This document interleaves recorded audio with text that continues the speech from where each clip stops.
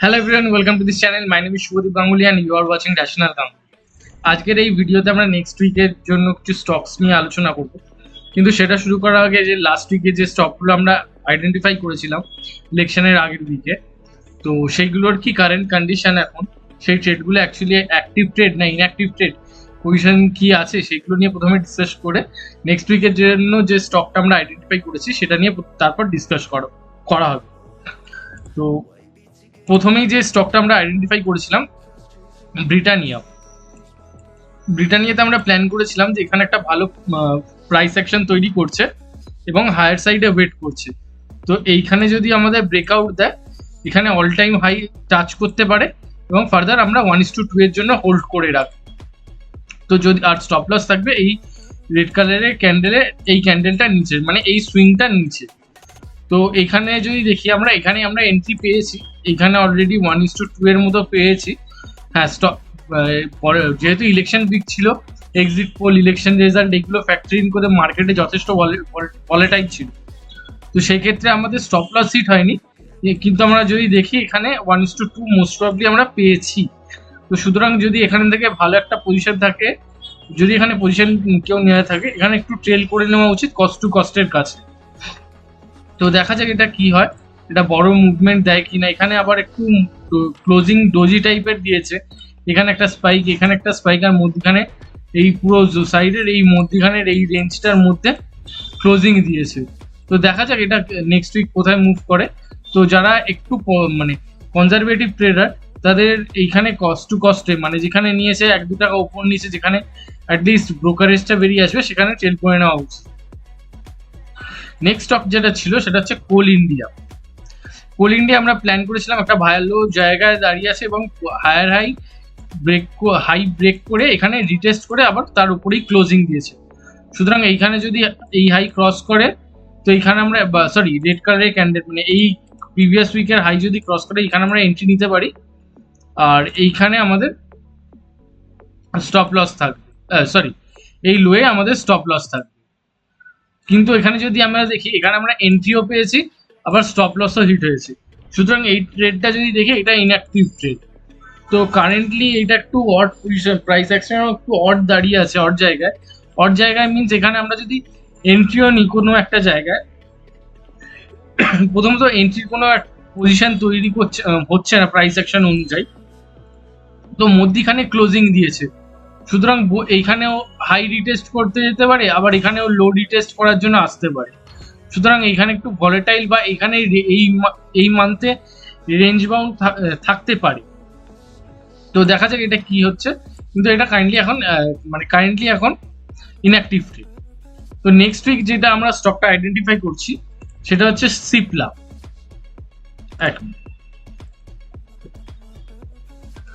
Next week যেটা আমরা identify করেছি সেটা হচ্ছে সিপলা।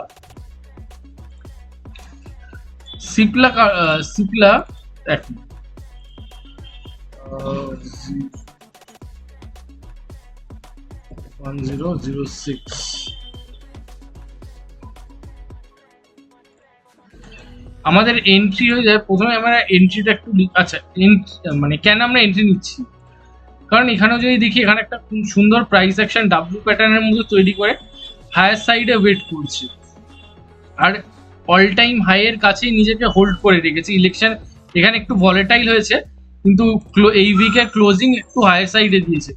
সুতরাং এই আপার সাইডে যদি ব্রেকআউট দেয়, তো এখান থেকে একটা আপ সাইডে মুভমেন্ট দিতে পারে।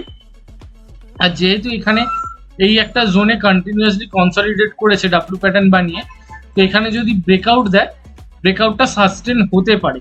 কিন্তু প্রবাবিলিটি, আমরা পুরোটাই স্টক মার্কেটে প্রবাবিলিটির ওপর কাজ করি, যে রিস্ক টু রিওয়ার্ড ফলো করি আর প্রবাবিলিটি। এইখানে আমরা প্ল্যান করছি এটা হতে পারে গিয়ে এইখানে আবার ফেলিয়ারও হতে পারে।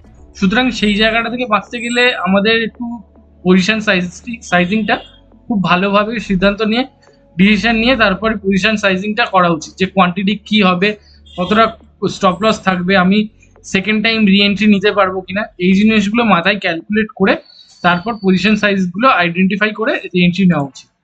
তো এখানে একটা ভালো, এখানে যদি দেখি, এখানে আমরা প্ল্যান করছি এটা, এইখানে অল টাইম হাই থেকে সেল অফ এসছে, প্রফিট বুকিং এসছে, আবার এখানে একটা ডাব্লু প্যাটার্ন বানিয়ে হায়ার সাইডে ওয়েট করছে।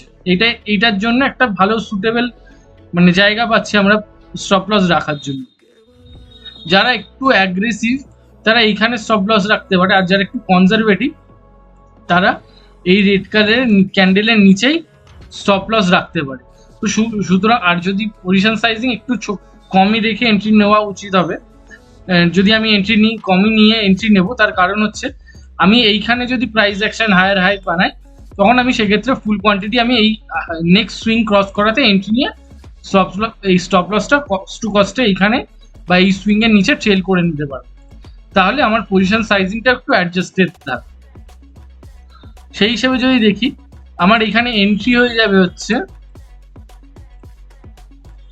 হয়ে যাবে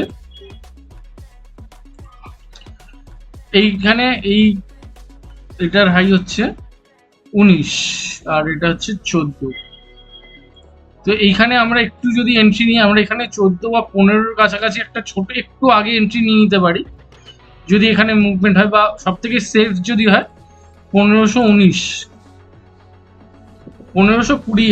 যদি এন্ট্রি নিই, আর স্টপ লস থাকবে আমার এটা লো 1415 আমার স্টপ লস থাকবে 105 পয়েন্টের কাছাকাছি আমার স্টপ লস থাকবে। সেই হিসেবে 1:2 মিনস আমার অ্যাপ্রক্স এইখানে এই 1700-এর কাছাকাছি অ্যাপ্রক্স টার্গেট থাকবে। তো এই স্টকটাই আমরা আইডেন্টিফাই করেছি যে নেক্সট উইকের জন্য।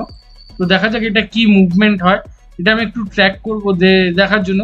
কিন্তু এই স্টকে একটা জিনিস কি, একটু ভলেটাইল স্টকটা মানে প্রত্যেকটা স্টকের একটা নেচার আছে। এটা যতক্ষণ না কেউ কন্টিনিউয়াসলি একটা স্টক দেখবে রেগুলার বেসিসে তাহলে বোঝা যায় না। কারণ এখানে যদি দেখি এখানে মুভমেন্ট যদি হয় স্পাইক, ছোট ছোট স্পাইক হয়। এইখানেও যদি দেখি এখানে একটা স্ট্রং মুভমেন্ট দিয়েছে কিন্তু একদম অল টাইম হাইয়ের কাছে ক্লোজিং দেয়নি। হ্যাঁ ডেফিনেটলি এখানে একটা রেজিস্ট্যান্স ছিল, রেজিস্ট্যান্স নিয়ে অল টাইম হাইয়ের কাছাকাছি দিয়েছে। কিন্তু এইখানে তারপর যদি দেখি এই ক্যান্ডেল মুভমেন্ট হয়েছে কিন্তু স্পাইক গুলো লাগাচ্ছে, যে তার কারণে হয় স্পাইক যদি লাগায় সেক্ষেত্রে যদি পজিশন ট্রেল করে নেওয়াটা একটু ডিফিকাল্ট হয়ে যায়। এটা যদি আমি দেখি একটা জিনিস এখানে ভালো ওভারঅল যদি দেখি এখানে একটা ভালো মুভমেন্ট রয়েছে, এখান থেকে গেছে ব্রেকআউট দিয়েছে, এইখানে এই জোনে ট্রেড করেছে, আবার ব্রেকআউট দিয়ে এখানে হোল্ড করছে দেখা যায়। কিন্তু এইখানে ইন্টারেস্টিং জিনিস হচ্ছে যদি কেউ এইখানে সাপোজ এইখানে কেউ এন্ট্রি নিয়েছে, এইখানে ব্রেকআউট দিয়েছে, ভালো মুভমেন্ট হয়েছে একটা, দিয়ে এইখানে একটা ডাব্লু প্যাটার্ন বানাচ্ছিল, দিয়ে আবার ব্রেকডাউন দিয়েছে। যারা এখানে পজিশন নিয়েছে তারা জেনারেলি এই জোনটা মানে এইখানে যেহেতু রেজিস্ট্যান্স নিয়েছিল সাপোর্ট ব্রেকডাউন দিয়েছে, সাপোর্ট নেয়নি এখানে ব্রেকডাউন দিয়েছে, তো এখানে অনেকে এক্সিট হয়ে যাবে। তারপর ইমিডিয়েটলি আবার কয়েকটা উইক পর আবার হায়ার হাই বানাতে শুরু করছে। তো প্রপার ক্লিন মুভমেন্ট নেই। তো সেই ক্ষেত্রে একটু 5 থেকে মানে স্টপ লসটাকে একটু সেভ রাখলে মিনস পজিশন সাইজিং যদি আমার কম হয়,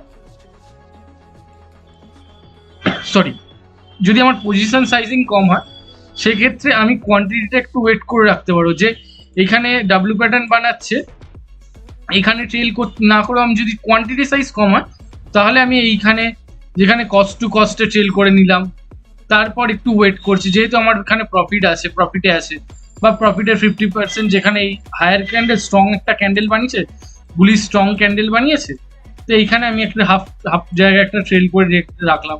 তো এইভাবে আমরা অ্যাডজাস্ট করতে পারি। কিন্তু পজিশন সাইজিং যদি আমার রিস্ক ক্যাপাসিটির থেকে বেশি হয়ে যায় সেক্ষেত্রে একটু ডাউন সাইড মুভমেন্ট হয়ে যায়, প্যানিক চলে আসবে। তো সেক্ষেত্রে পজিশন হোল্ড করে রাখার নার্ভটা একটু ডিফিকাল্ট। তো এইটার জন্যই একটু পজিশন সাইজিংটা খুব ম্যাটার করে যায়। তো দেখা যাক এই ট্রেডটা কি হয়। এখানে একটা ভালো প্রাইস অ্যাকশন দেখাচ্ছে, এটা মুভমেন্ট হয় কিনা। তো আমাদের এইখানে এন্ট্রি হয়ে যাবে 1520-তে এবং 1415 আমার স্টপ লস থাকবে 1:2 এর টার্গেটে। তো দেখা যাক এটা কি হয়। আরেকটা ইম্পর্টেন্ট কথা, আমি কোনো সেবি রেজিস্টার্ড ফিনান্সিয়াল অ্যাডভাইজার না। আমি এই স্টকগুলো আইডেন্টিফাই করছি, করে আপলোড করছি, শেয়ার করছি, তার কারণ হচ্ছে আমি যাতে আমার ট্রেডিং জার্নিটাকে ডকুমেন্ট করে রাখতে পারি। এগুলো কোনো স্টক রেকমেন্ডেশন না। যদি এই আমার অ্যানালিসিসের উপর ভিত্তি করে আপনাকে কোনো ট্রেড নিতে হয়, কাইন্ডলি আপনার কোনো সেবি রেজিস্টার্ড ফিনান্সিয়াল অ্যাডভাইজারের কাছ থেকে অ্যাডভাইস নিয়ে, সাজেশন গাইডেন্স নিয়ে তারপরে পজিশন বা ট্রেড করা উচিত। আর আশা করি ভিডিওটা ভালো লেগেছে।